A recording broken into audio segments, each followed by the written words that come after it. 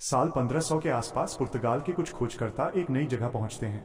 वे उस भूमि को नाम देते हैं वेरा क्रूज, जिसका मतलब होता है ट्रू क्रॉस। आज हम उसे ब्राजील के नाम से जानते हैं। उन्हें लगता है कि ये सिर्फ एक टापू है, लेकिन असल में ये एक बहुत बड़ा महाद्वीप था।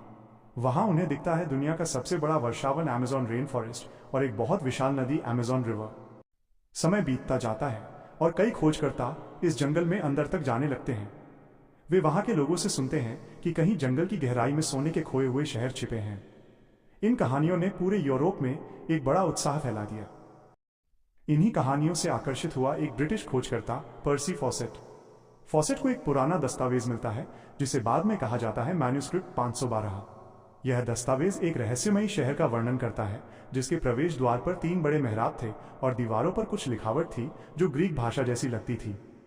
फॉसेट को यकीन हो जाता है कि ये वही खोया हुआ शहर है। वो इसे नाम देता है the lost city of Z. वो मानता है कि ये शहर टापाजोस और सिंगू नदी के बीच कहीं मौजूद है।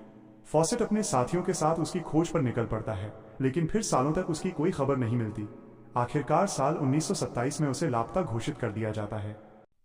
फॉसेट को खोजने के लिए आगे आता है एक साहसी खोजकर्ता जॉर्ज डियॉट। वो उसी रास्ते से जंगल में जाता है जहां फॉसेट गया था। वहां उसे एक व्यक्ति मिलता है जो कहता है कि वह पहले फॉसेट के साथ गया था। वो डॉट को कुछ पेड़ों के निशान दिखाता है, जिससे अंदाजा होता है कि फॉसेट सच में वहां तक पहुंचा था। लेकिन डॉट और उसकी टीम का सबसे बड़ा संकट ये होता है कि उनके पास ट्रांसलेटर नहीं होता और वे स्थानीय जनजातियों की भाषा नहीं समझ पाते। उन्हें एक जनजाति बताती है कि शायद फॉसेट को दूसरी जनजाति ने मार दिया। वे बार बार एक शब्द बोलते हैं, सोयोस सोयोस, और जमीन पर गिरकर दिखाते हैं कि वे मारे गए। डॉट और उसकी टीम को शक होने लगता है कि शायद फॉसेट को सच में मार दिया गया और अगला नंबर उनका ही हो सकता है। वे बहुत बीमार हो जाते हैं, भूखे रहने लगते हैं और उन्हें डर सताता है कि कहीं वे भी उसी तरह गायब न हो जाएं। आखिर एक रात वे चुपचाप जंगल से भागने का फैसला करते हैं। वे नाव में बैठकर अंधेरे में बिना आवाज किए निकल जाते हैं और किसी तरह अपनी जान बचाकर लौट आते हैं। 6 महीने बाद जॉर्ज डायोट जंगल से बाहर आता है। उसके पास शहर का कोई ठोस सबूत नहीं होता, न ही फॉसेट मिलता है, लेकिन उसे कुछ चीजें मिलती हैं जिससे लगता है कि फॉसेट वहां तक पहुंचा था। डॉट की बातों के बाद भी ये राज आज तक बरकरार है। क्या सच में अमेज़न के जंगलों में कोई खोया हुआ सोने का शहर जेड था, या ये सिर्फ एक कहानी थी, एक सपना, एक कल्पना?